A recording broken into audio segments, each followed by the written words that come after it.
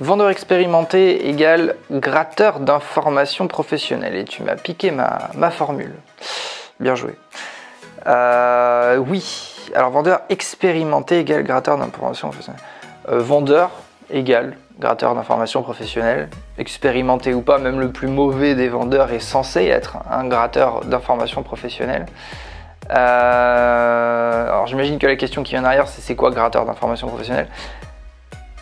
90%, ça dépend encore une fois du marché, de comment on vend, des cycles et tout ça. Mais bon, bref. 90-95% du temps d'un vendeur, c'est gratter des informations. Gratter des informations sur, je vais te donner les deux grandes questions de l'histoire de la vente, peu importe ce que tu fais. 1, est-ce que ça t'intéresse tout de suite? Donc tu vas voir quelqu'un. 1, est-ce que ce truc t'intéresse? Et sinon, ça ne t'intéresse pas, quand est-ce que ça peut t'intéresser? C'est les deux seules questions, tout part de là, peu importe ce que tu vends. 1, en gros, est-ce que ça t'intéresse maintenant? Si c'est oui, bon bah on peut vendre. Si c'est non, ok, quand est-ce que ça peut t'intéresser plus tard? Pourquoi je vous parle de ces deux trucs-là? Parce que le fait de gratter des infos, si on n'est pas sur un bon timing sur la première question, nous permet d'aller sur le deuxième. Et en fait, c'est ça la clé de la vente.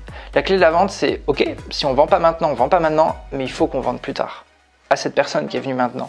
Et donc, si je ne peux pas vendre maintenant, au lieu de me dire, bon bah soit c'est 1, j'ai vendu et 0, j'ai pas vendu, eh ben c'est plus 1 et 0, c'est 1, je vends maintenant, ou alors, allez, 0,60, 0,70, je prépare déjà la suite pour plus tard.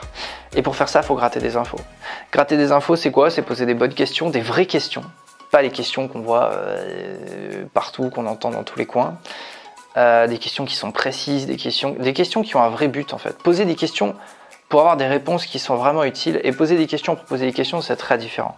Le nombre de vendeurs qui posent des questions parce qu'on leur a dit qu'il fallait poser des questions, parce que voilà, poser des questions, c'est très bien qu'en vente, c'est la clé. Mais on comprend pas pourquoi en fait.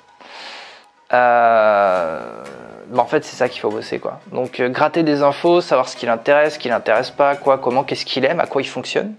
Qu'est-ce qui fait que il dit non maintenant mais qu'il dira oui plus tard. Qu'est-ce qui va se passer entre maintenant et après pour qu'il dise non maintenant et oui plus tard, par exemple. Ou est-ce que il va quand même dire non plus tard? C'est possible. Auquel cas, on met plus d'énergie sur cette personne. Est-ce qu'il ment? Est-ce qu'il me dit pas tout? Peut-être parce qu'il a peur, peut-être parce qu'il en a pas envie, peut-être parce qu'il me cache des choses. Bref, tout ça, c'est du grattage d'informations. Ouais. Donc oui, vendeur égale clairement gratteur d'informations professionnelles. C'est même tout l'art de savoir bien vendre, c'est savoir bien gratter des bonnes informations. Et ça va même plus loin que ça, je termine là-dessus. Un excellent vendeur est capable d'avoir des informations qu'un vendeur normal n'aura jamais. C'est ce qui fait la différence. Parce qu'une fois qu'on a les infos là, que les autres n'ont pas, on peut appuyer sur des boutons sur lesquels les autres ne peuvent pas appuyer.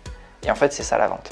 La vente, c'est l'art d'entremêler tout plein de trucs, tout plein de compétences qui font qu'on a des infos que personne n'aura, que le concurrent n'aura jamais, qu'un autre vendeur n'aura jamais, pour pouvoir en fait derrière appuyer sur des boutons qui sont différents, des vrais boutons. Pas les boutons où on se dit si j'appuie là, bon j'espère qu'il va acheter. Des boutons où on sait que si on appuie là-dessus, il est obligé d'acheter. C'est ça la différence quoi. Donc oui, et la réponse à cette très bonne question.